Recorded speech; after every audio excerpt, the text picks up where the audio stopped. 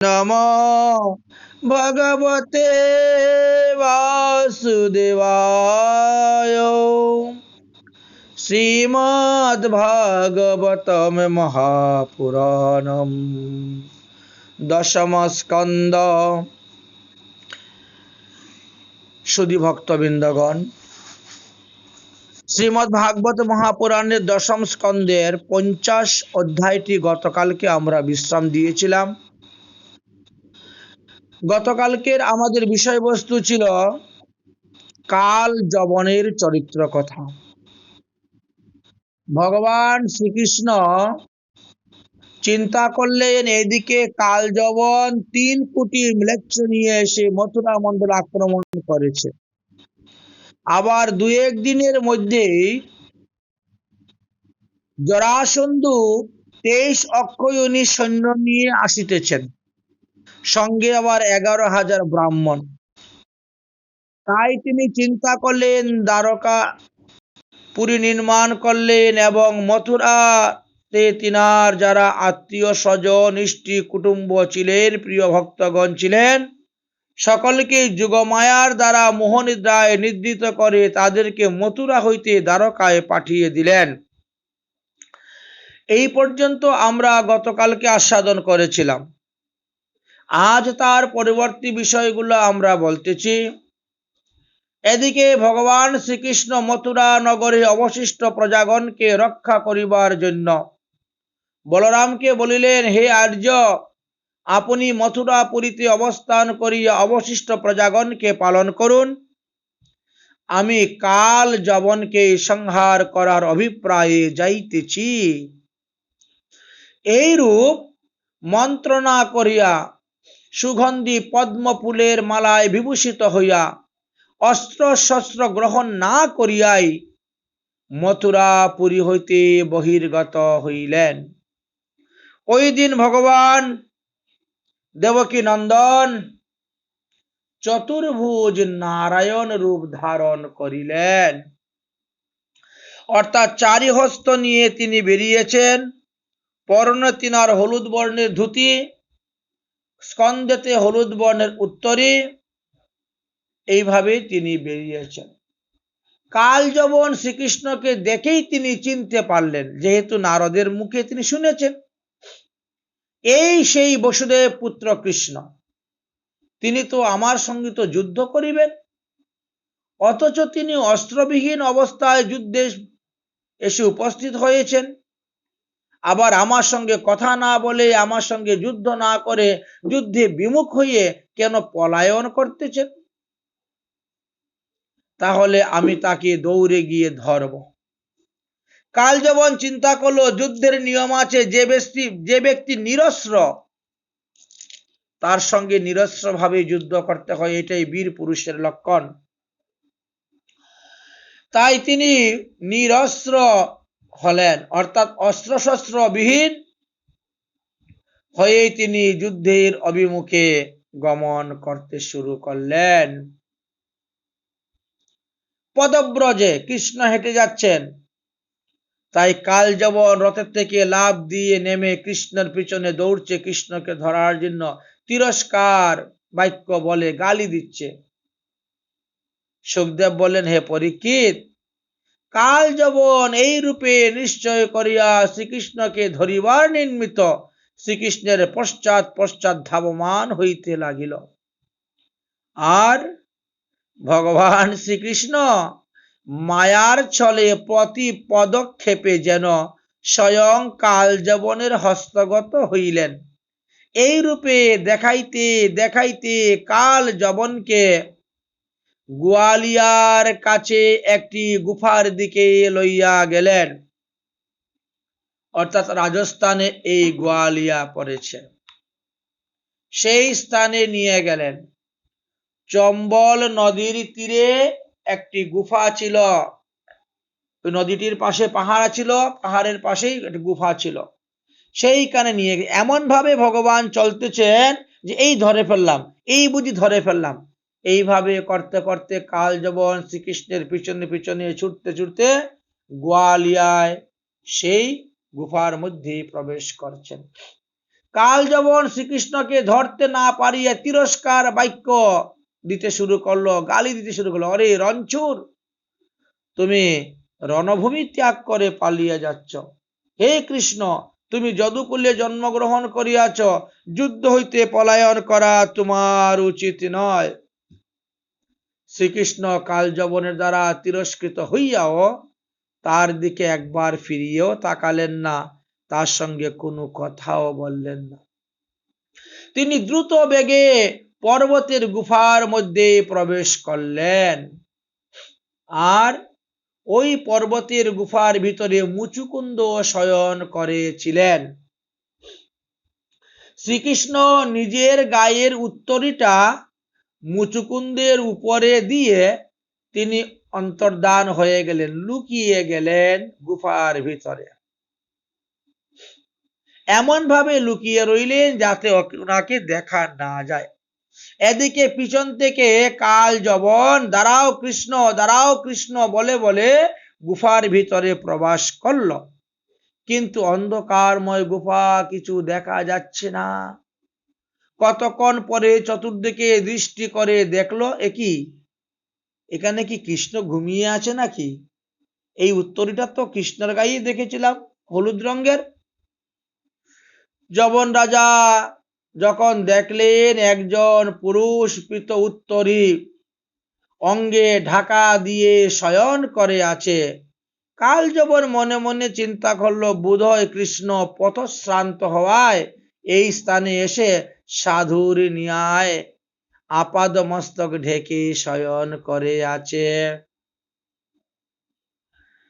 সুখদেব বলছেন, হে পরীক্ষিত, কাল যবন এই রূপে চিন্তা করে ভাবলো যে নিদ্রিত অবস্থায় কাউকে বধ করাটা ওটা বীর পুরুষের লক্ষণ নয়, ওটা কা পুরুষের লক্ষণ।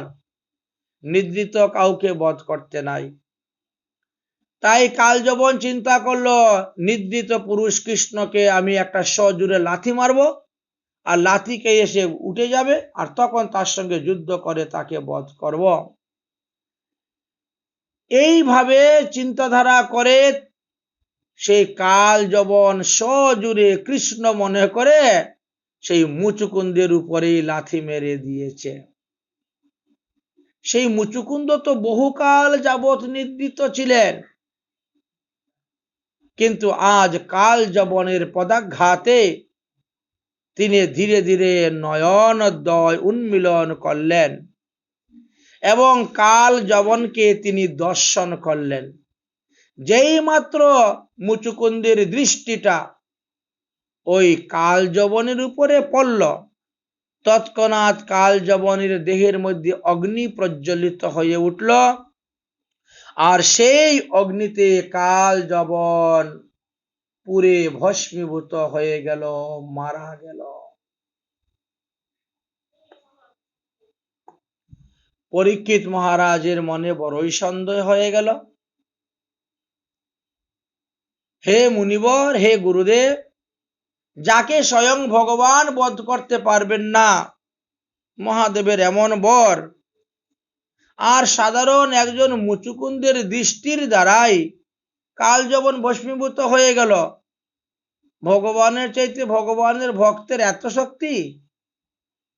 সুখদেব বললেন, হে পরীক্ষিত, এই মুচুকুন্দ কোনো সাধারণ মানুষ নয়। ইনি সূর্য বংশে, ইনি ইক্ষ্বাকু বংশে মানদাতার পুত্র রূপে জন্মগ্রহণ করেছিলেন সেই মুচুকুন্দ। মানদাতা সম্বন্ধে তো আমরা নবম স্কন্ধের 6ষ্ঠ অধ্যায়ে আলোচনা করে এসেছি। এখন মুচুকুন্দের কথা বলবো, শ্রবণ করুন। পূর্বে কোনো এক সময়ে অসুরগণের ভয়ে সন্ত্রন্ত হয়ে দেবাদি ইন্দ্রাদি দেবগণ নিজেদেরকে রক্ষার বিষয়ে এই মুচুকুন্দের নিকটে এসে প্রার্থনা করেছিলেন। কোন এক সময়ে এই মুচুকুন্দ শশগরা পৃথিবীর রাজা ছিলেন।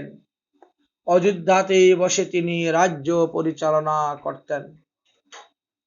মুচুকুন্দ নিজ রাজ্য, স্ত্রী, পুত্র, আত্মীয় স্বজন, জ্ঞাতি বর্গ, আমাত্য, মন্ত্রী প্রজা সকলকে ত্যাগ করে দেবতাদেরকে রক্ষা করার জন্য অস্ত্র শস্ত্র নিয়ে স্বর্গে গমন করেছিলেন। সশরীরে স্বর্গে চলে গেলেন। স্বর্গপুরীর চতুর্দিকে রথের মধ্যে করে ভ্রমণ করে স্বর্গপুরীকে রক্ষা করেছিলেন অসুরের হাত থেকে। তিনি রাত্রিতেও নিদ্রা যেতেন না। দিন রাত 24 ঘন্টা তিনি স্বর্গের চতুর্দিকে শুধু খালি রথ নিয়ে ভ্রমণ করতেন, যাতে কোনো অসুর প্রবেশ করতে না পারে। দৈবাৎ যদি কোনো অসুর স্বর্গরাজ্য লাভের লোভে প্রবেশ করত, শতকরা তাকে যুদ্ধ দ্বারা পরাজিত করে তাকে বধ করতেন। এত বড় শক্তি প্রতাপশালী ছিলেন মুচুকুন্দ। রাত্রিতে জাগরণ তাকিয়া পাহারা দিতেন। এইভাবে অনিদ্রা অবস্থায় বহু কাল গত হয়ে গেল। দেবগণকে রক্ষা করেছিলেন মুচুকুন্দ। অসুরগণ মুচুকুন্দের ভয়ে ভীত হয়ে তারা আর স্বর্গরাজ্য দখলের আক্রমণের সাহস পেল না। মুচুকুন্দ কতদিন পর্যন্ত রাজত্ব করে স্বর্গ রক্ষা করবে? ব্রহ্মা বললেন, যতদিন পর্যন্ত কার্তিকের জন্ম না হয়। মহাদেব এখন তপস্যায় আছেন। মহাদেবের তেজ হইতে কার্তিকের জন্ম হইবে। কার্তিক বড় হইবে। কার্তিক দেবরাজ ইন্দ্র দেবসেনা হইবে। তারপরে তো মুচুকুন্দের ছুটি, আপনি চলে যাবেন। দেবরাজ ইন্দ্র তখন মহাদেবের পুত্র কার্তিককে স্বর্গ রক্ষার জন্য সেনাপতি রূপে নিযুক্ত করলেন। অতঃপর মুচুকুন্দ বললেন, হে রাজন, হে দেবাদিদেব ইন্দ্র, দেবরাজ ইন্দ্র, আপনি এইবার আমাকে ছুটি দেন, আমি যাব। আমার বহুদিন যাবৎ নিদ্রা হয় নাই। আমার নিদ্রার দ্বারা আমি বড় ক্লান্ত পরিশ্রান্ত। ইন্দ্র বললেন, হে রাজন, আপনি নিদ্রা অবস্থান করবেন? তাহলে আমাদের পরিপালক রক্ষক হইয়া বহু বৎসর যাবৎ আপনি কষ্ট করেছেন। এখন আপনি এই কষ্ট থেকে বিরত হন। হে বীর, স্বর্গে একদিন অবস্থান করলে নরলোকে অর্থাৎ মনুষ্য লোকে পৃথিবীতে সেটা 1 বৎসর হয়ে যায়। সুতরাং যতদিন যাবৎ আপনি স্বর্গে থেকে আমাদেরকে রক্ষা করেছেন, ততদিনে আপনার স্ত্রী, পুত্র, জ্ঞাতি, আত্মীয় স্বজন কেউ আর জীবিত নেই, সবাই মরে গেছে। আপনার মঙ্গল হোক। আপনি শ্রীহরির পাদপদ্ম লাভ করুন, আমরা আশীর্বাদ করতেছি। আমাদের মুক্তি প্রদান করার মতো তো সামর্থ্য নাই, শক্তি নাই, মুক্তি আমাদের হাতে নাই। তাই আপনি আমাদের নিকটে মোক্ষ লাভ ব্যতীত অপর যে কোনো প্রার্থনা করুন। মুচুকুন্দ বলিলেন, হে দেবগণ, আমি একান্ত স্থানে কিছুদিন গভীরভাবে নিদ্রায় শয়ন করতে চাই। সেই নিদ্রিত অবস্থায় যেন আমার ক্ষুধা লাগে না, আমার পিপাসা লাগে না। কোনো ব্যাঘ্র আদি হিংস্র প্রাণীও যেন আমাকে ভক্ষণ না করে। আমার নিদ্রা পূর্ণ হওয়ার পূর্বে যদি কেউ আমার নিদ্রা ভঙ্গ করে দেয়, ওই ব্যক্তির উপরে আমার দৃষ্টি পড়া মাত্রই সে যেন ভস্ম হয়ে যায়। এই বর আপনি আমাদেরকে প্রদান করুন। মূর নিদ্রা ভঙ্গ করিবে অসময়ে, দৃষ্টিমাত্র সেই পাপী হবে ভস্মময়। দেবগণ বলিলেন, তথাস্তু হে মুচুকুন্দ, তাই হবে। তবে আগে চলো, তুমি কোথায় শয়ন করবে সেই স্থানটা আগে নির্ণয় করা হয়ে যাক। সেখানে গিয়েই আমরা বর দিব। বর দেওয়ার সঙ্গে সঙ্গেই তোমার ঘুম এসে যাবে। তাহলে নিদ্রার স্থান বিশেষ জায়গা দেখতে দেখতে ঘুরতে ঘুরতে প্রবর্ষ নামক গিরিস্কন্দের মধ্যে একটি গুফা দেখতে পেলেন। তথায় মুচুকুন্দ গিয়ে উপস্থিত হলেন। দেবগণ মুচুকুন্দের সহিত প্রবর্ষ পর্বতের গুফাতে প্রবেশ করলেন। অতঃপর দেবগণ বলিলেন, হে মুচুকুন্দ, আমরা তোমার মনোমত বর প্রদান করিতেছি, তুমি এইবার মনের মতো নিদ্রা যাও। বর প্রদান করলেন। সঙ্গে সঙ্গে তিনি নিদ্রিত হয়ে গেলেন। তাহলে ভালুক, বাঘ, সিংহ কেউই তিনাকে হিংসা করল না। তিনি দিব্যি সে ঘুমিয়ে আছেন, ক্ষুধা পিপাসাও তিনার লাগে নাই। এখন কথাই ছিল, যে ব্যক্তি তিনার নিদ্রা ভঙ্গ করবে তার উপরে দৃষ্টিপাত হলেই ভস্মীভূত হয়ে যাবে। এই জন্য মুচুকুন্দের দৃষ্টি পড়ার সঙ্গে সঙ্গেই ভস্মীভূত হয়ে গেলেন এই কাল যবন। পরীক্ষিত মহারাজ জিজ্ঞাসা করলেন, হে মুনিবর, তাহলে আপনি কৃপা করে আমাকে কার্তিকের জন্ম কথা বলুন। কার্তিক জন্মগ্রহণ করার পরে কার্তিক বড় হলেন, দেবসেনা হলেন, তারপরে মুচুকুন্দ স্বর্গ থেকে আসলেন। এতদিন তিনি স্বর্গকে রক্ষা করেছিলেন। তাহলে দেখা গেল আগেরকার দিনে মানুষ সশরীরে স্বর্গে যেতেন, আবার ফিরে আসতেন, কিন্তু এখনকার মানুষ পারেন না। আচ্ছা, কার্তিকের জন্মকথা মৎস্য পুরাণে খুব সুন্দরভাবে বর্ণন করা আছে। সতী দক্ষযজ্ঞে দেহত্যাগ করার পর মনোদুঃখে মহাদেব শ্রীহরির তপস্যায় মগ্ন হলেন। তারপরে এদিকে সতী হিমালয়ের পত্নী মেনকার গর্ভে পার্বতী নামে গিয়ে জন্মগ্রহণ করলেন। সেই সময়ে তারকাসুর আসিয়া স্বর্গরাজ্য দখল করেছিল। তখন দেবগণ ব্রহ্মার নিকটে গেলেন এবং তারকাসুর বিনাশের জন্য অনুরোধ করলেন। ব্রহ্মা বললেন, একমাত্র মহাদেবের পুত্র কার্তিকেই তারকাসুর বধ করিতে পারিবে। দেবগণ বলিলেন, মহাদেব তো এখন তপস্যায় মগ্ন আছেন, তাছাড়া উনার স্ত্রী সতী তো দেহত্যাগ করেছেন, তবে কার্তিকের জন্ম হবে কিভাবে? তিনি কবে আসবেন তপস্যা থেকে, কবে বিবাহ করবেন, কবে কার্তিকের জন্ম হবে? আর ততদিন তারকাসুর স্বর্গরাজ্য ভোগ করবে, আর আমরা দেবগণরা মনুষ্য রূপ ধারণ করে পৃথিবীতে বিচরণ করব। তা কি হয়? তার তো কোনো ঠিক নেই। তাই আমরা অমরাবতী স্বর্গরাজ্য ছেড়ে কোথায় যাব? ব্রহ্মা বললেন, তোমরা নরলোকে গমন করিয়া রাজা মুচুকুন্দকে স্বর্গে নিয়ে আসো, সে তোমাদেরকে রক্ষা করিবে। আর মহাদেবের তপস্যা ভঙ্গ করার জন্য আমরা কামদেবকে এখনই পাঠিয়ে দিব। কামদেবের পঞ্চবাণের দ্বারা মহাদেবের তপস্যা ভঙ্গ হইবে, তারপর তিনি উঠে আসবেন, বিবাহ করিবেন, কার্তিকের জন্ম হইবে। অতঃপর দেবতারা তাই করিলেন। এইবার দেবতাদের অনুরোধে কামদেব তিনার পত্নী রতিদেবীকে সঙ্গে করে নিয়ে মহাদেবের সম্মুখে উপস্থিত হলেন এবং ইক্কু দণ্ড তৈরি ধনুর দ্বারা সম্মোহন বাণ, উন্মাদন বাণ, শোষণ বাণ, তাপন বাণ, স্তম্ভন বাণ, এই হলো কামদেবের পঞ্চবাণ তিনি প্রয়োগ করলেন। মতান্তরে এই 5টি বাণের আলাদা আলাদা নাম আছে। অববিন্দ, ঔশুক, চৌত, নবমল্লিক, রক্তম ফুল, এই 5টি নাম দেখা যায়। যাই হোক, মহাদেবের উপরে কামদেব পঞ্চবাণ নিক্ষেপ করলেন।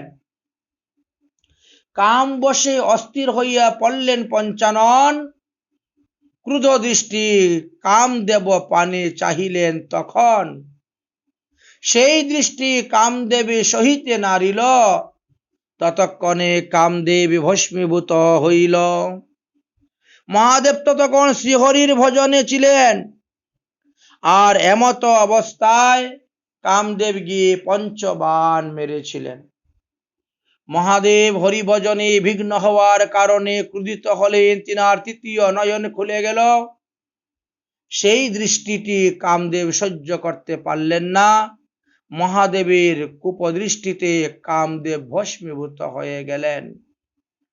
তখন রতিদেবী কামদেবের ভস্ম ছাইগুলাকে ধারণ করিয়া মহাদেবের স্তুতি করতে লাগলেন, তপস্যা করতে লাগলেন।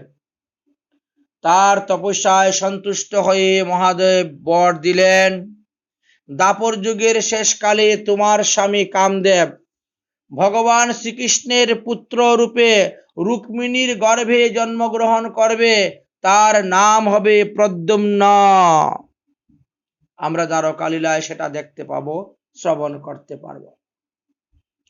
আর হে রতিদেবী, তুমি তখন তাকে পতিরূপে পাইবে।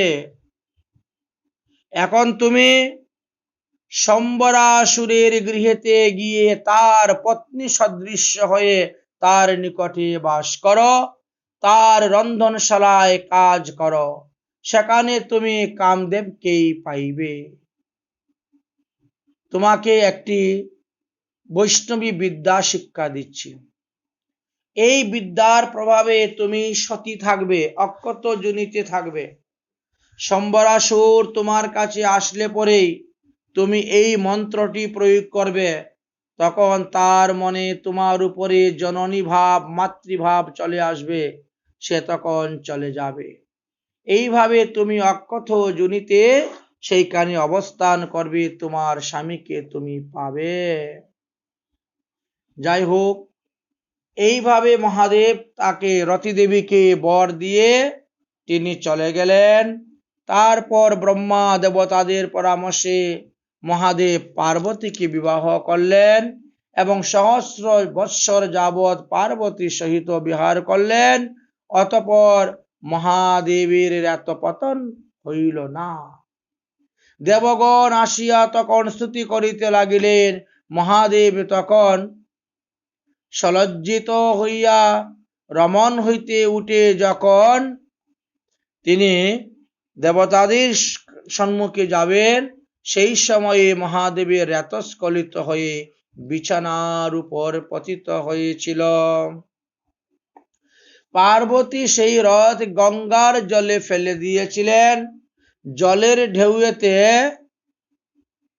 গিয়ে গঙ্গার তীরে সর বনেতে তাহা লেগেছিল, আর সেই স্থানে একটি শিশু জন্মগ্রহণ করেছিল।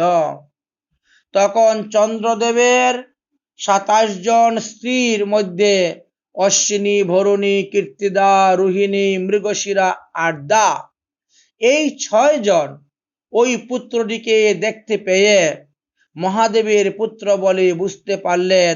তারা তাড়াতাড়ি দৌড়ে গেলেন। কীর্তিকার নামক যিনি ছিলেন, তিনি প্রথমেই গিয়ে শিশুটিকে কোলে তুলে নিলেন, স্তন দুগ্ধ পান করালেন, তাই তার নাম হলো কার্তিক। বাকি 5 জন মানুষ করিলেন, আমরাও শিশুটিকে স্তন পান করাইব, আমরাও তো শিশুটিকে দেখেছি। কিন্তু কীর্তিকা দিলেন না। তিনি বললেন, সবার আগে আমি এসে তাকে কুলে নিয়েছি, অতএব এটা আমার পুত্র আমি। তখন কার্তিক তাদের মনের ভাব বুঝতে পেরে তাদেরকে সন্তুষ্ট করার জন্য কার্তিকের মস্তক হইতে আরো পৃথক পৃথক মস্তক তৈরি হতে শুরু হলো। এইভাবে আরো 5 দিকে 5টি মস্তক বেরিয়ে গেল। সেই 5 জনের মনোবাসনা পূর্ণ করলেন, তারাও স্তন দুগ্ধ পান করালো। কার্তিক 6 জন মায়ের স্তন দুগ্ধ একসঙ্গে পান করেছিলেন। এই জন্য কার্তিককে বলা হয় সরানন, অর্থাৎ 6টি মাথা। তাই কার্তিকের এইভাবে 6টি মাথা হয়েছিল, আর 6 জন তিনার জননী স্তন দুগ্ধ পান করেছিলেন। সকলেই আনন্দিত হলেন এবং কার্তিককে পার্বতীর নিকটে নিয়ে গেলেন। কার্তিকের 6টি মস্তক বলিয়া তাকে সরানন বলে বেদ বিধিতে লেখা আছে। অতঃপর তিনি বড় হলেন এবং তারকাসুরের সঙ্গে যুদ্ধ করলেন, তারকাসুরকে বধ করলেন এবং দেবতাদের সেনাপতি হয়েছিলেন।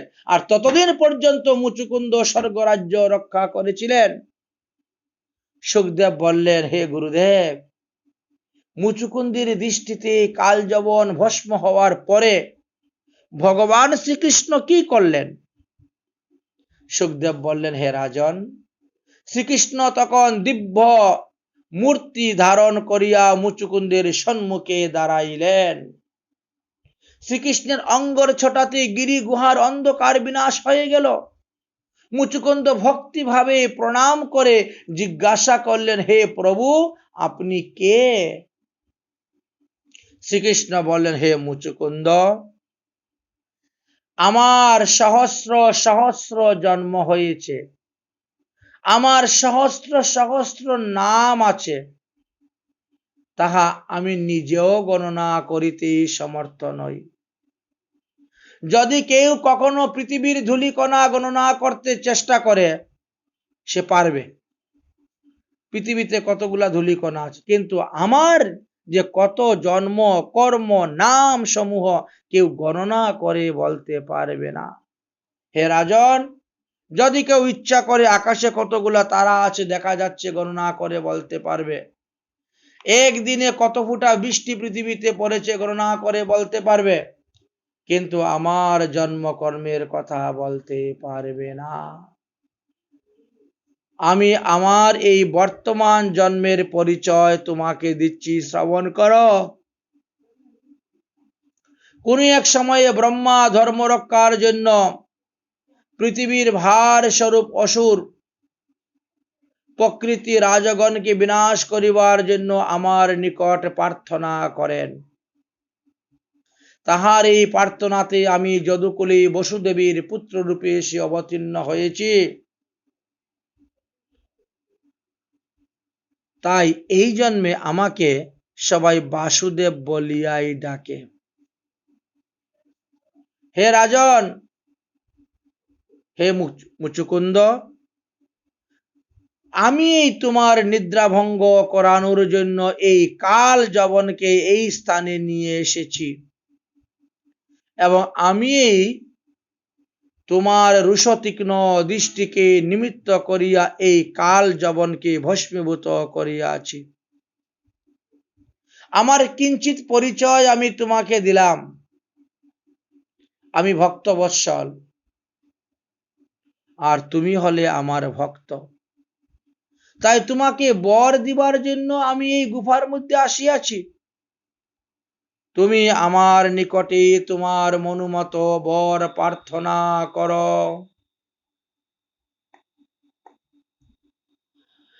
ভগবান শ্রীকৃষ্ণের কথা শ্রবণ করিয়া মুচুকুন্দ মনে পড়ে গেল গর্গাচার্যের বাক্য।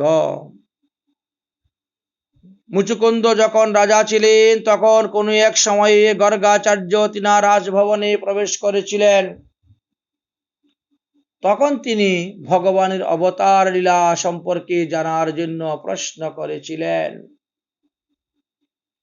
গর্গাচার্য তখন বলেছিলেন, অষ্টবিংশতিতম যুগে ভগবান স্বয়ং অবতীর্ণ হইবেন, সুতরাং ইনি সাক্ষাৎ ভগবান বিষ্ণু।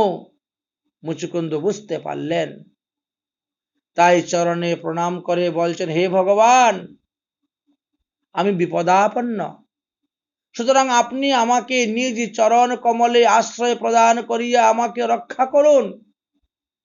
কেননা আমি এই সংসারে নিজ কর্মফলে বহুকাল পীড়িত, দুঃখ ভোগ করে আসছি, তাহাতে আবার দুর্বাসনা বিষয় রূপে সন্তপ্ত। তাতে আমার কাম, ক্রোধ, লোভ, মোহ, মদ, মৎসর্যাদি 6টি শত্রু আমাকে সর্বদা নরকের দিকে নিয়ে যাচ্ছে। চক্ষু, কর্ণাদি ইন্দ্রিয়গণ অবিকল বিষয় ভোগ করেও তারা তৃপ্তি লাভ করতে পারছে না, বিষয় থেকে বিরত হতে পারছে না। সুতরাং কোথায় আর শান্তি পাব? যতক্ষণ বিষয়ে থাকা যায়, বিষয়ে চিন্তা করা যায়, ততক্ষণ তো শান্তি পাওয়া যায় না। আশাহি পরম দুঃখ। বিষয় সুখ, মানুষ আনন্দে সুখে থাকার যে আশা, এটাই তো আমাদেরকে দুঃখ দিচ্ছে। হে প্রভু, আপনার মায়া হইতে মোহিত যে নরনারীগণ, তাহারা সুখ প্রাপ্তি করতে গিয়ে দুঃখই ভোগ করে তাকে, সর্বদা দুঃখ সাগরে নিমগ্ন হয়ে থাকে। সুতরাং এই যে দুর্লভ মনুষ্য জন্ম প্রাপ্ত হইয়াও যদি সে আপনার শ্রীচরণ ভজন না করে, তাহলে সে গুহায় অন্ধকূপে পতিত পশুতুল্য, সে মনুষ্য নহে। হে নাথ, আমার সমস্ত জীবন আমি স্ত্রী পুত্রাদির চিন্তা করতে করতে নষ্ট করেছি। হে প্রভু, পশু যেমন তীর্ণ লোভে মাঠের মধ্যে যেতে যেতে তথায় ঘাসে আচ্ছাদিত কুয়ার মধ্যে পড়ে যায়, কূপের মধ্যে, তেমনি তীর্ণ রূপ বিষয় লোভে গৃহস্থ আশ্রম রূপ কূপের মধ্যে আমি পতিত হয়েছি। হে প্রভু, যেই রূপে সর্প ইঁদুরকে ধরে, সেই রূপে কাল রূপ সর্প অনর্থ অশান্তির দ্বারা জীবকে কষ্ট দিয়া থাকে। ইহাই আমি বুঝিতে পারিতেছি, কিন্তু তথাপিও বিষয় বাসনা ত্যাগ করতে পারছি না। অতএব ন কাময়ে অন্য তব পদ সেবনাৎ। হে গোবিন্দ, আমি আপনার পাদপদ্ম ব্যতীত আর অন্য কোনো বর কামনা করি না, আমি আর অন্য কিছু চাই না।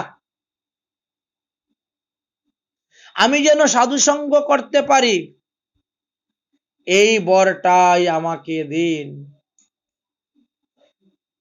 আমাকে অনন্য ভক্তি প্রদান করুন। ভগবান শ্রীকৃষ্ণ বলছেন, হে মুচুকুন্দ, তুমি তো ক্ষত্রিয়, ক্ষত্রিয় ধর্ম অবলম্বন করিয়া তুমি জীবিত অবস্থায় অনেক মৃগকে হত্যা করেছ। ক্ষত্রিয়দের যুদ্ধবিদ্যা শিকার পরে তারা হরিণ শিকার করতে যায়, তাদের যুদ্ধবিদ্যা কৌশলতা দেখানোর জন্য। কিন্তু হরিণের তো প্রাণ আছে, তাকে বধ করলে যে পাপ হয়। তুমি ক্ষত্রিয় ধর্ম অনুসারে তুমি হরিণ শিকার করে গিয়ে মৃগগণকে বধ করে পাপ করেছ। তুমি যুদ্ধ করতে গিয়ে অনেক প্রাণীগণকে বধ করেছ, এতে তোমার যে পাপ হয়েছে, সেই পাপ থেকে নিষ্কৃতি লাভের জন্য তুমি তীর্থ ভ্রমণে বেরিয়ে যাও। আমাকে আশ্রয় করিয়া সমাহিত হইয়া তপস্যা করো, আর পাপাচরণ করিও না, তবেই তোমার ওই পাপ বিনাশ হইবে। যতক্ষণ পর্যন্ত ভক্তিতে আশ্রয় করিয়া আমার ভজন না করে, ততক্ষণ পর্যন্ত মানুষের পাপ নষ্ট হয় না। পাপ পাপই থেকে যায়, পুণ্য পুণ্যই থেকে যায়, কখনো যুগ বিয়োগ হয় না। তুমি আমাতে চিত্ত সমাহিত করো, আর সমস্ত পৃথিবীতে যত তীর্থ আছে সব তীর্থ ভ্রমণ করো। আমার প্রতি সর্বদা তোমার এইরূপ নিশ্চলা ভক্তি হোক যে তুমি পরজন্মেও সর্বভূতে শ্রেষ্ঠ শরীর দ্বিজ প্রবর হইয়া জন্মগ্রহণ করিবে। তখন তোমার অনন্য ভক্তি হইবে, আর ভক্তির দ্বারা তুমি আমাকে প্রাপ্ত হইবে। এইবার তীর্থ ভ্রমণ করতে করতে এই পঞ্চভৌতিক শরীরটিকে নষ্ট করে দাও। সুখদেব বললেন, হে পরীক্ষিত, এই কথা বলিয়া ভগবান শ্রীকৃষ্ণ সেই গুফা হইতে পুনরায় মথুরা নগরীতে প্রত্যাগমন করলেন।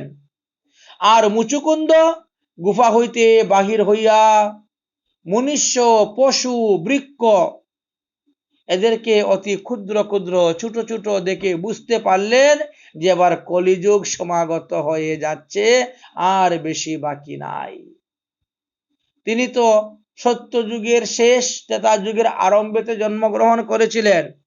তো সেই সময়ের মানুষ তো ছিল 14 হাত লম্বা, আর কলিযুগের মানুষ তো 3.5 হাত লম্বা। তিনি বুঝতে পারলেন কলিযুগ এসে যাচ্ছে, আর বেশি বাকি নয়। এইবার তিনি কি করলেন? তিনি বদরিকা আশ্রমে গিয়ে বসে তপস্যা করলেন, তীর্থ ভ্রমণ করলেন।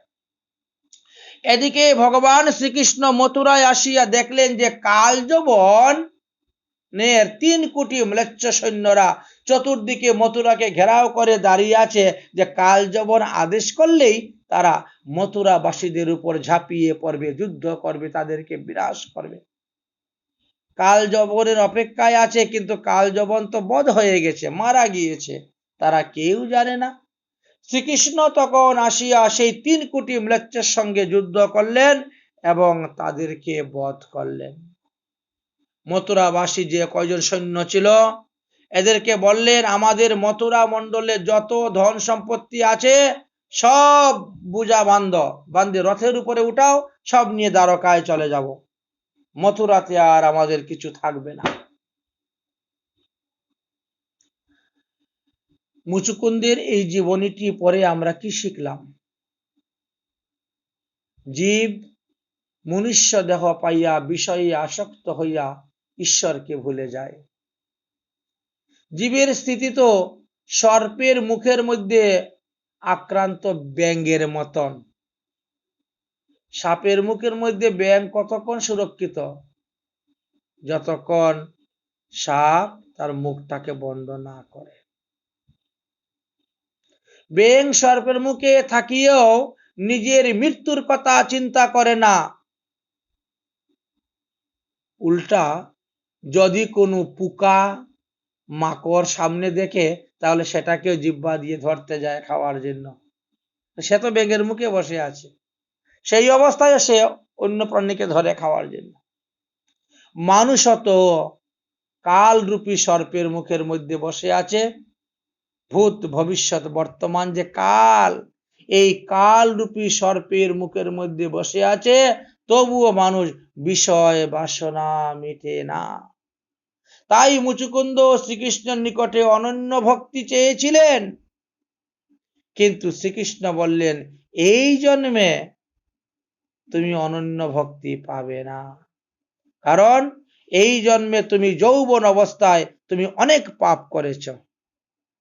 তাই এই জন্মে তুমি তীর্থ ভ্রমণ করো, করতে করতে তোমার এই শরীর নাশ হবে, আগামীতে তুমি ব্রাহ্মণের ঘরে জন্মগ্রহণ করবে, তোমার অনন্য ভক্তি হবে, আর সেই ভক্তি দ্বারা তুমি আমাকে পাবে। তাহলে অনন্য ভক্তি,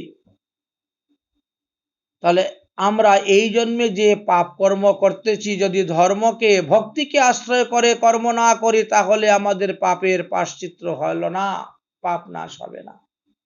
এই জন্মে তপস্যা করিয়া পাপ নাশ করো, হে জীব, আগামী জন্মে তুমি ব্রাহ্মণ গৃহে জন্মগ্রহণ করবে, অনন্য ভক্তি লাভ করতে পারবে। তাই এই মুচুকুন্দ কলিযুগে নরসিং মেহতা রূপে গুজরাটে জন্মগ্রহণ করেছিলেন। এই নরসিংহ মেহতার অপূর্ব মহিমার কথা বর্ণন করা আছে। বেরাবল রেল স্টেশন থেকে একটু দূরে, গুজরাটে বেরাবল রেল স্টেশন থেকে একটু দূরেই এই নৃসিংহ মেহতার আশ্রম। গিয়েছিলাম আমি সেখানে গিয়েছিলাম, 2-3 দিন ছিলাম, দর্শন করেছিলাম।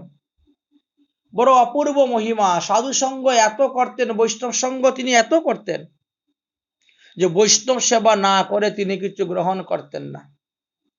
যদি কোনোদিন কোনো বৈষ্ণব পাওয়া না যেত, তিনি রেল স্টেশনে গিয়ে দাঁড়িয়ে থাকতেন, রেলের ডাব্বার মধ্যে ঢুকে ঢুকে দেখতেন কোথায় বৈষ্ণব আছে, হাতে পায়ে ধরে অনুনয় বিনুনয় করে তিনাকে রেল স্টেশন থেকে বাড়িতে এনে বসে খাওয়া দাওয়া দিবেন, তারপরে তাকে পাঠাবেন। না হলে টিফিন বক্সের মধ্যে করে প্রসাদ নিয়ে যাবেন, স্টেশনে গিয়ে বৈষ্ণবদেরকে প্রসাদ দিবেন রেলের মধ্যে। এত বৈষ্ণব সেবা সাধু সঙ্গ করতেন। যদিও তিনি গৃহস্থ বৈষ্ণব ছিলেন, কিন্তু খুব উচ্চ স্তরের বৈষ্ণব ছিলেন। একবার ভগবান শ্রীকৃষ্ণ মনে মনে চিন্তা করলেন, নৃসিংহ মেহতাকে একটু পরীক্ষা করে দেখি। তাই ভগবান একজন বৈষ্ণবের বেশ ধারণ করেছেন, করে রেল স্টেশনের মধ্যে ঘোরাঘুরি করতেছেন। নৃসিংহ মেহতা সারাদিন হয়ে গেল, কোনো বৈষ্ণব আসে নাই, তিনিও ভোজন করতেছেন না, তিনি রেল স্টেশনে আসছেন বৈষ্ণব খোঁজার জন্য, যদি গাড়িতে কোনো বৈষ্ণব পাওয়া যায় নিয়ে যাব।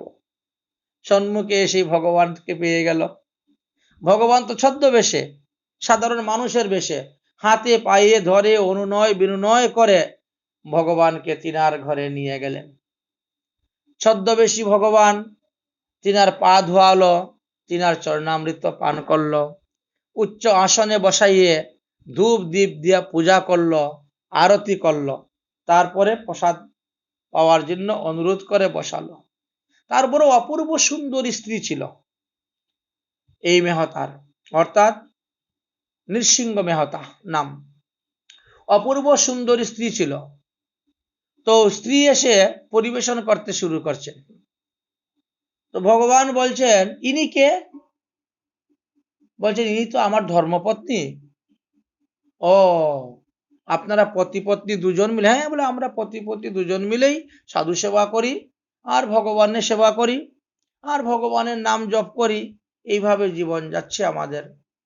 আপনি কোনো সংকোচ করবেন না, আমাদের ঘরে কোনো আমিষাদি কিছু ঢুকে না, আমরা সবসময় 12 মাস প্রসাদ পাই, আর এইভাবেই আমরা ভগবান সেবা করি, ভগবানের প্রসাদ দিয়ে সাধুগুরু বৈষ্ণবের সেবা করি।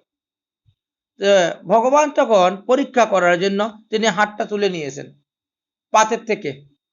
খাবারে যে বসছিলেন, পাতের থেকে শুরু হয় নাই খাবার এখনো, ওই প্রসাদ দিচ্ছে, সব মিশ্রিত করতেছেন, কথা বলতেছেন। বলতে বলতে হাতটা তুলে নিয়ে হাতটা ধুয়ে নিয়েছেন। কি, আপনি প্রসাদ পাবেন না, উঠে চলে যাচ্ছেন? দেখো, আমার একটা কথা আছে, যদি আমার একটা শর্ত তুমি রক্ষা করতে পারো, তাহলে আমি তোমার ঘরে তোমার পত্নীর হাতের রন্ধন গ্রহণ করব, না হলে গ্রহণ করব না। হ্যাঁ, বলুন আপনার কি শর্ত?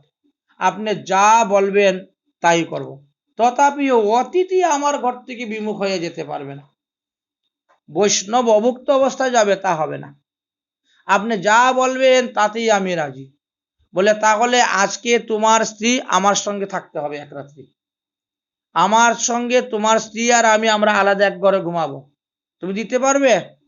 তাহলে আমি গ্রহণ করব। তিনি এক কথায় রাজি হয়ে গেলেন। মানে স্ত্রীর প্রতি তার কোনো মোহ নাই। স্বামী স্ত্রী আছেন, সাধন ভজন করতে, মোহ নাই। আমাদের সংসারে যেমন মানুষ স্ত্রীর প্রতি কত সন্দেহ, কত মোহ, কিন্তু তিনার তার প্রতিও মোহ নাই। ঠিক আছে, ঠিক আছে, অবশ্যই হবে, তথাপিও আপনি সেবা গ্রহণ করুন। ভগবান শ্রীকৃষ্ণ সেবা গ্রহণ করলেন, করে তাদের উত্তর দিকে একটি ঘর ছিল, ওই ঘরের মধ্যে গিয়ে ভগবান শয়ন করেছে। এখন রাত্রিবেলা নৃসিংহ মেহতা বলছেন, দেখো, আমি সাধু বাবাকে কথা দিয়েছি, তিনি আমার শর্ত রক্ষার কারণে তিনি প্রসাদ গ্রহণ করেছেন, অতএব যাও, আজকে তুমি সাধু বাবার সেবা করবে, সাধু বাবার সঙ্গে গিয়ে বিশ্রাম করো। এখন স্বামীর অনুমতি, স্বামীর আদেশ, এখন তিনি গিয়ে উপস্থিত হয়েছেন। সাধু বাবা তো ওইদিকে পিঠ দিয়ে ঘুমিয়ে পড়েছে। নৃসিংহ মেহতার স্ত্রী, নামটা ভুলে গেছি, অনেকদিন হয়ে গেছে গল্পটা, আমি নিজে গিয়েছিলাম তো দেখে আসছি। তো ওইদিকে পিঠ দিয়ে তিনিও শুয়ে পড়েছেন। এখন কারোর সঙ্গে কারোর কোনো কথাবার্তা নেই, কারোর সঙ্গে কারো কোনো স্পর্শ নেই, কিছু নেই। ভগবান ভগবানের মতো দিয়ে ঘুমিয়ে আছেন, তিনি তিনার মতো দিয়ে ঘুমিয়ে আছেন। প্রথম প্রথম একটু ভয় লেগেছে, একটু চিন্তা হয়েছে, জানা নাই, শোনা নাই, চিনা নাই, কোথাকার সাধু, এইরকম ভাবে তো কোনো সাধু প্রশ্ন করে না, কোনো সময় কিছু চায় না, কি ব্যাপার। নৃসিংহ মেহতা তিনার মনের মতো তিনি তিনার ঘরে শুয়ে আছেন। এইবার রাত্রে যেই 3:30 বেজেছে, এইবার ভগবান উঠেছেন, উঠে, এই উঠো উঠো, ডাকতেছেন মহিলাটাকে। মহিলাটা উঠে বসেছে, কি, চলো আমার সঙ্গে। কোথায়? কোথায় যাবে? আমি যেখানে যাব সেখানে যাব। আরে তোমার স্বামী তো আমার কাছে দান করে দিয়েছে, দান করেছে না? হ্যাঁ করেছে। তাহলে তোমার স্বামী যখন আমার কাছে দান করে দিয়েছে, তোমাকে কি বলছে? যাও তুমি ওই সাধু বাবার সেবা করো, তাই তো? তো আমার সেবা করার জন্য তোমাকে যখন দান করে দিয়েছে, তো তুমি কোথায় যাবো জিজ্ঞেস করছো কেন? আমি যেখানে বলবো সেখানে যাবে, আমি যা বলবো তুমি তাই করবে। আচ্ছা ঠিক আছে সাধু, ঠিক আছে, চলো। এই তো রওনা হয়ে গেলেন শ্রীকৃষ্ণ। ভগবান নৃসিংহ মেহতার স্ত্রীকে নিয়ে রওনা হয়ে গেলেন। রওনা হতে হতে হতে হতে হতে হতে কত দূর গিয়েছেন? প্রভাত হয়ে গেছে, সূর্য উদয় হয়ে যাচ্ছে। ভগবান শ্রীকৃষ্ণ বলছেন, ছদ্মবেশী তো সাধু, এই তুমি এখানে দাঁড়াও তো, আমার পেটের মধ্যে খুব ব্যথা হচ্ছে, আমি এখন একটু বাহ্যকৃত্য করতে যাব। এই আমার ঝুলা আর এই আমার ডান্ডাটা তুমি রাখো। সাধুদের কাছে তো একটা ঝুলা থাকে আর একটা ডান্ডা থাকে, আমার এই ঝুলা আর ডান্ডাটা তুমি রাখো, আমি একটু বাহ্যকৃত্য করে এই নদীতে স্নান করে আসব, তারপরে আমরা যাব। এই বলে ভগবান চলে গেছেন। শেষ। ভগবান তো চলে গেছেন। এখন এই মহিলা বসতে বসতে বসতে বসতে তো এখন সকাল 7টা হয়ে গেছে, তিনি তো আর আসে না। এখন মহিলা উল্টা আবার বাড়ির দিকে আসা শুরু করছে। এদিকে নৃসিংহ মেহতা ইনি ঘুমের থেকে উঠে স্নান টান করে এবার ঠাকুর ঘরে গিয়ে ঠাকুর টুকুর জাগাইয়ে ঠাকুরের মঙ্গল আরতি করে চিন্তা করেন কি ব্যাপার, তারা এতক্ষণ ধরে ঘুমের থেকে উঠে না কেন?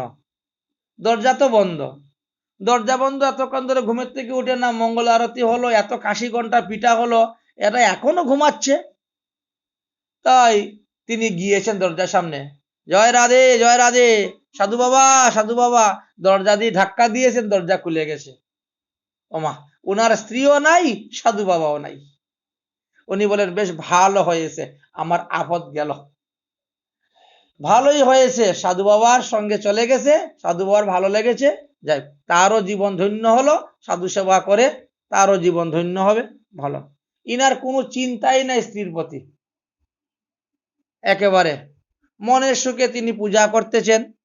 এবার সিঙ্গার আরতি, ঠাকুরকে স্নান করানো, পোশাক পরানো, এই সমস্ত করতেছেন। এমন সময় দিকে তিনার পত্নী আসতেছে, কাঁধের মধ্যে ঝুলা, হাতের মধ্যে লাঠি, এসে, এ কি তুমি কোথায় গিয়েছিলে, এখন আসলে সাধু বাবা কোথায়? বলে এই ঘটনা হয়েছে কালকে রাত্রে, এই ঘটনা কালকে রাত্রে হয়েছে, এবং সাধু বাবা যে গেল আর তো কোনো খবর নেই, আমি এখন ফিরে চলে আসলাম, কি করব? রাত্রিবেলা স্বপ্নে দেখালেন, অরে নৃসিংহ মেহতা, আমি স্বয়ং ভগবান, আমি তোমাকে পরীক্ষা করার জন্য আসছিলাম যে তোমার স্ত্রীর প্রতি তোমার কতটা মোহ আছে। তোমার স্ত্রী তো দেখতে শুনতে খুব সুন্দরী, নবযৌবন সম্পূর্ণা, এই জন্য আসছিলাম তোমাকে পরীক্ষা করার জন্য যে তোমার স্ত্রীর প্রতি কতটা মোহ আছে। দেখলাম যে তোমার বিন্দু মাত্র মোহ নাই স্ত্রীর প্রতি, সংসারের প্রতি, বিষয়ের প্রতি, তুমি ভগবত সেবাতে, তুমি সাধু সেবাতে তাৎপর্য। তাই আমি ঝুলাটা দিয়ে গেলাম আর লাঠিটা দিয়ে গেলাম, যখন যত টাকার দরকার ওই ঝুলার ভিতরে হাত দিলে তত টাকাই পাবে, যখন যত টাকার প্রয়োজন ঝুলাতে হাত দিলেই তত টাকা তুমি পেয়ে যাবে, সারা জীবন তুমি সাধু সেবা করে যাও। এইভাবে নৃসিংহ মেহতা তিনি ওই যখনই যত টাকার দরকার ঝুলার মধ্যে হাত দেন, বাস টাকা বের করলেন, বাস সাধু সেবা। এখন পর্যন্ত আজ অবধি যদি কেউ ভেরাবল রেল স্টেশনে নেমে ওই নৃসিংহ মহাতার বাড়িতে যায়, 3 দিন তার থাকা ফ্রি, খাওয়া ফ্রি, দিন রাত 24 ঘন্টা অখণ্ড হরিনাম চলতেছে, দিন রাত 24 ঘন্টা 12টা চুলায় রান্না হচ্ছে, বড় বড় ডেক করাইয়ে, যতজন যাবে সবাই প্রসাদ পাবে। কোথার থেকে টাকা আসে, কোথার থেকে কে দেয়, কেউ খবর নেই। আপনি রাত্রে 2টার সময় যান, আপনার প্রসাদ আছে, আমি নিজে দেখেছি। রাত্রে 3টার সময় গিয়ে উপস্থিত হয়েছি, সঙ্গে সঙ্গে আসুন আসুন আসুন মহারাজ বসুন, এত রাত 3টা বাজে কি করা যাবে, একটু চা করে দিই, 2টা মুড়ি খান না, 2টা চিড়া খান, হ্যাঁ, এমন আদর। রাত 3টার সময় আপনার কেউ রান্না করে খাওয়াবে, কিন্তু তারা তৈরি রান্না করে খাওয়ানোর জন্য, এতটুকু। সেই মুচুকুন্দ এই মেহতা রূপে জন্মগ্রহণ করেছিলেন নৃসিংহ মেহতা। যাই হোক, এইভাবে আমরা দেখতে পেলাম এই মুচুকুন্দর জীবনীতে। তাই এই জন্মে আমাদেরকে সাধন ভজন করে পূর্ব জন্মের সমস্ত পাপগুলাকে নষ্ট করতে হবে। আগামীতে অনন্য ভক্তি এমনিই পেয়ে যাবেন। আর যদি এই জন্মে তীব্রভাবে ভজন করতে পারেন, সমস্ত পাপের নির্মূল হয়ে যায়, তাহলে এই জন্মেই আপনি প্রেম ভক্তি লাভ করতে পারবেন, ভগবত পাদপদ্ম লাভ করতে পারবেন। এটা মহাপ্রভুর বাণী। যাই হোক, ভগবান শ্রীকৃষ্ণ মথুরাতে আসলেন আর 3 কোটি ম্লেচ্ছদেরকে তিনি সংহার করলেন। তারপরে সমস্ত ধন সম্পত্তিগুলি সব কাপড়ের পুটলার মধ্যে বেঁধে রথের মধ্যে তুললেন। 10টা 12টা রথ নিয়ে রওনা হয়েছেন, যাবেন দ্বারকাপুরী। লক্ষ লক্ষ টাকার সোনা দানা গয়না অলংকার আদি টাকা পয়সা সব, মানে মথুরাতে আর কিছু রাখলেন না, সবকিছু নিয়ে দ্বারকায় রওনা হয়েছেন।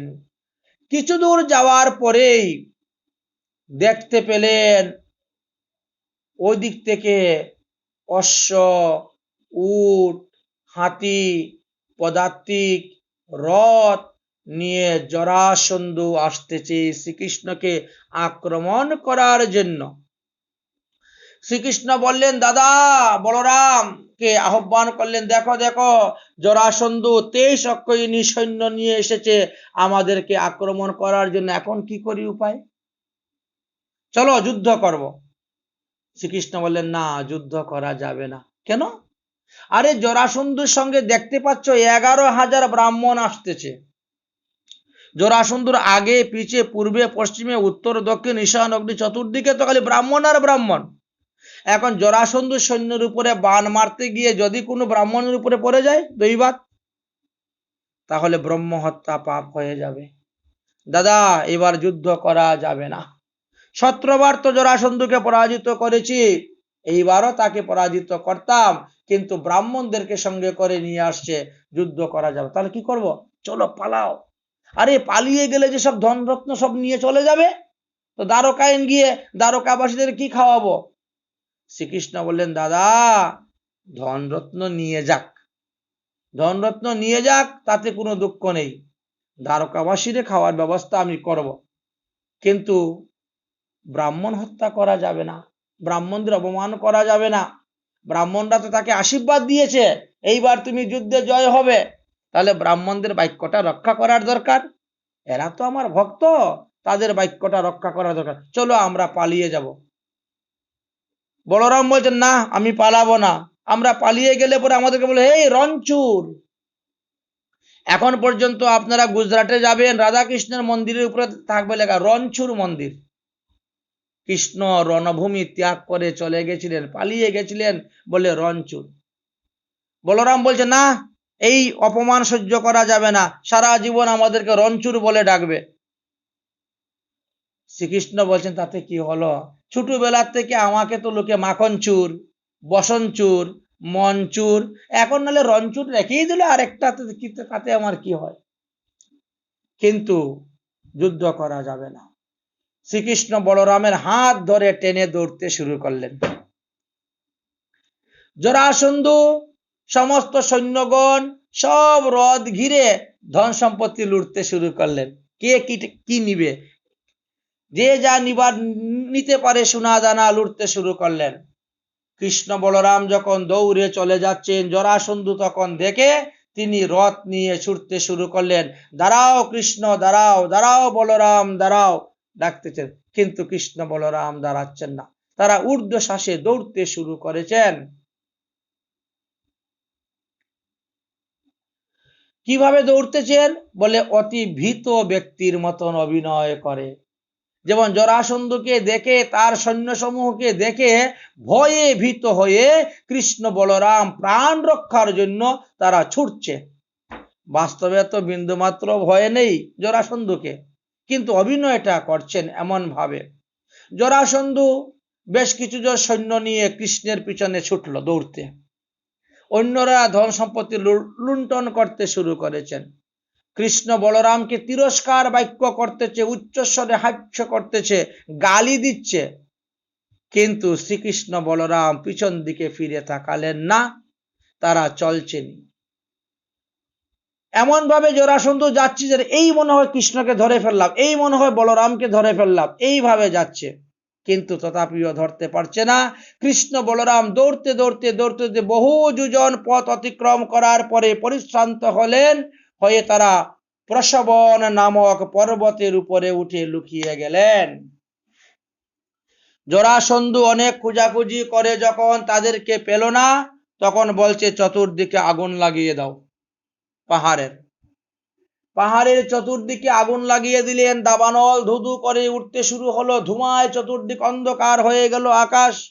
কৃষ্ণ বলরাম সেইখান থেকে এক লাফ দিয়েছেন, দ্বারকায় চলে গেছেন। জরাসন্ধুর সৈন্যগণ কেউ বুঝতে পারল না। তারা মনে করলো এই দাবাগ্নিতে পুড়ে কৃষ্ণ বলরাম মারা গিয়েছে। জরাসন্ধু 23 অক্ষৌহিণী সৈন্যদেরকে নিয়ে তিনি মনের আনন্দে বিজয়ী পতাকা উঠিয়ে তিনি তিনার মগধ রাজ্যে রওনা হয়ে গেলেন। যে সমস্ত ধন আদি লুণ্ঠন করেছিলেন, এই সমস্ত ধন এদেরকে দান করে দিলেন। ভগবান শ্রীকৃষ্ণ 14 বৎসর পর্যন্ত মথুরাতে ছিলেন, তারপর দ্বারকায় গমন করেছেন। তাহলে দেখা গেল 11 বৎসর ছিলেন তিনি বৃন্দাবন লীলায়, আর 14 বৎসর ছিলেন তিনি মথুরা লীলায়। 11 আর 14 25 বৎসর। আর দ্বারকাতে গিয়ে করলেন 100 বৎসর লীলা। এই হলো 125 বৎসর ভগবানের লীলা। যাই হোক, এইভাবে ভগবান শ্রীকৃষ্ণ দ্বারকাতে গিয়ে উপস্থিত হয়ে গেলেন। ভগবান দ্বারকাতে উপস্থিত হওয়ার পরে সেই স্থানে যে সমস্ত লীলা করেছিলেন দ্বারকাতে, এই লীলা কথা আমরা আগামী কল্য আস্বাদন করব। আজকের মতন ভাগবতী কথা এখানেই বিশ্রাম। আমরা ভাগবতে 10ম স্কন্ধের 51 অধ্যায় আস্বাদন হয়ে গেল। কালকে আমরা 52 অধ্যায় আস্বাদন করব। যদকরম পদবষ্টং মাত্রহীনশ্চ ইয়দ ভবেৎ তৎসর্বকামতাম দেবং প্রসিদ্ধম পরমেশ্বরম। ওম সর্বে ভবন্তু সুখিনঃ, সর্বে সন্তু নিরাময়া, সর্বে ভদ্রাণি পশ্যন্তু মা কশ্চিৎ দুঃখভাগ্ ভবেৎ। ওম শান্তি, ওম শান্তি, ওম শান্তি। হরে কৃষ্ণ কৃষ্ণ কৃষ্ণ হরে হরে, হরে রাম রাম রাম হরে হরে। জয় শ্রী রাধেশ্যাম।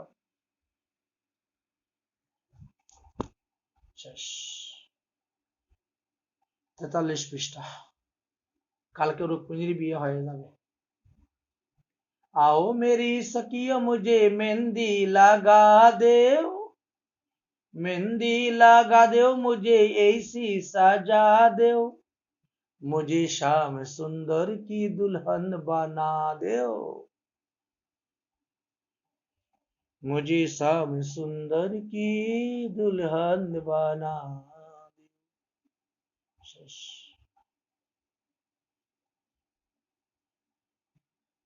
सत्संगे मेरी बात चलाई,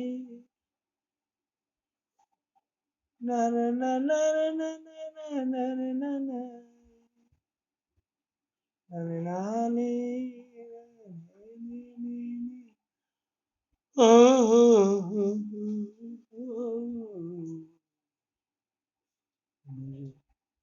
তোমাদের বড় মোবাইলটা নিয়ে আসো, আমি তোমাদেরকে সেটিং করে দিব, তোমরা ডাইরেক্ট পাঠ শুনতে পারবে। मुझे शाम सुंदर की दुल्हन बना